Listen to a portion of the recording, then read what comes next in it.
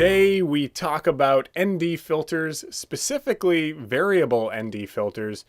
Do you need them, and which is the best one to get?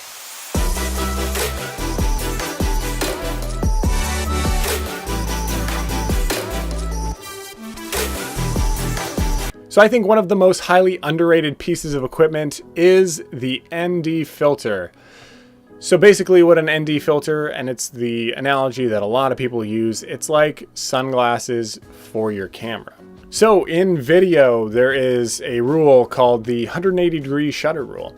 And so that just means that when you're shooting video, you always want to have your shutter speed double whatever your frame rate is. And so usually to get that cinematic look, you're shooting at 24 frames per second, which means your shutter speed is going to be at 48. Usually most cameras don't have a 48 option, so 50 is what you can go to.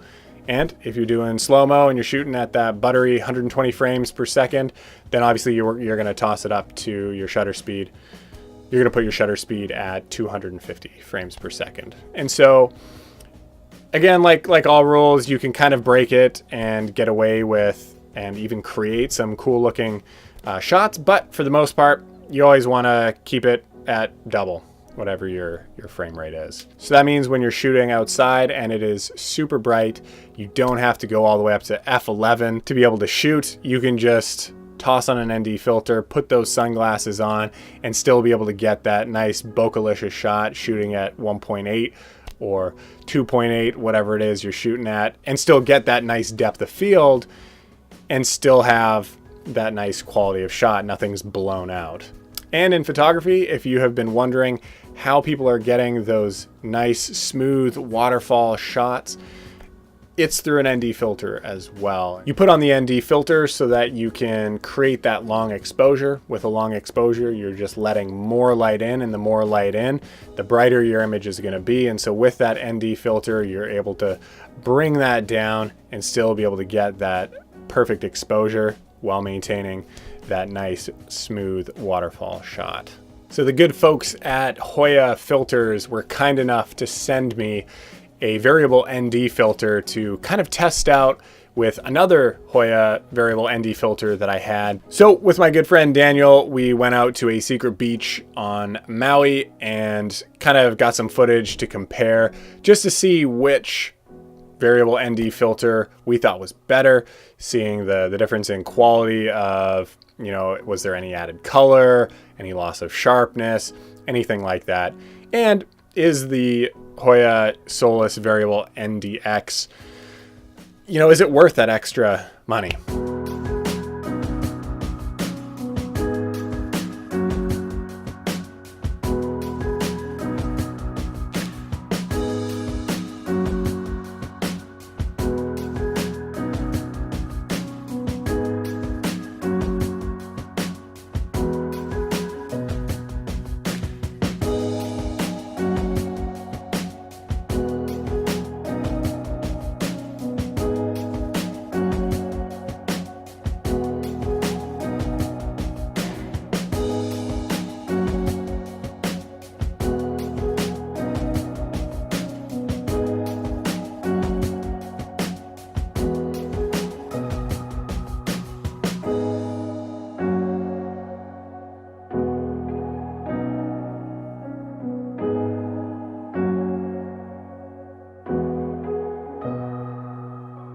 So right off the bat, one of the things that I absolutely loved the most about the Solus NDX was that it has these front filter threads. And so that means you can actually attach the lens cap onto the front of the variable ND filter. And that's not something that my other variable ND filter could do. And so I'd always have to unscrew it to put the lens cap back on my lens.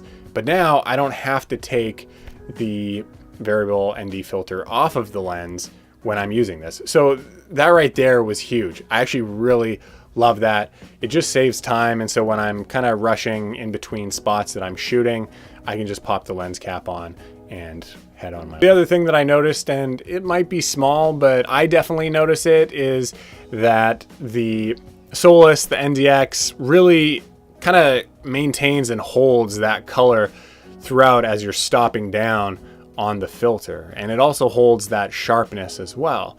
And I think with the standard Hoya Variable ND filter, it didn't hold it as nicely. It still does. It's still a filter that I would recommend, and still, one that I'll continue to use. But I think stepping up to this higher level does actually, give some benefit.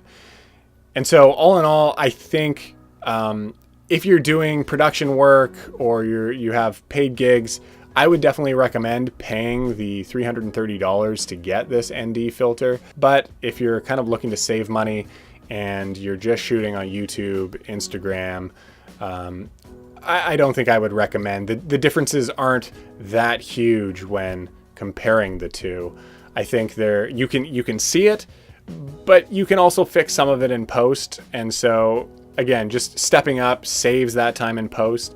It allows you, just a little bit of extra freedom when you do go up in that, that $330 notch. So I really enjoyed using this. I really enjoyed playing around with it. It's the filter that I'm going to continue to use. And I have shot on other variable ND filters before, and Hoya has always just been a brand that I've gone to and trusted, and have, allowed me to have the best image out of my camera, even on those bright and super sunny days. So thank you so much for tuning in. Hopefully that gives you a little bit more information about ND filters, what they are, how to use them, how important they are when shooting video. If you did like it, make sure to hit that like button and subscribe if you haven't already. It really does help and make a difference.